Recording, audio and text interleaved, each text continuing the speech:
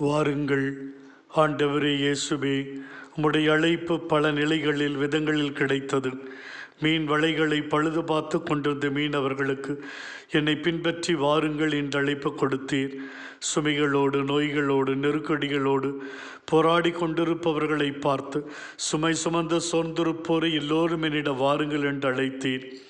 சக்கேயுவை, நீ கீழே இறங்கி வா என்று நான் உன் வீட்டில் தங்க வேண்டும் என சொல்லி மரத்திலிருந்து அவரை அழைத்தீர். அவரை அழைத்து வாருங்கள் என்று பிறவி குருடனை அழைத்தீர். யாரேனும் தாகமாயிருந்தால் என்னிடம் வரட்டும் என்று ஆன்ம தாக்கம் தீர்க்க அழைத்தீர். என்னோடு விழித்திருந்து எனக்காக ஜெபியுங்கள் என்று அழைத்தீர்.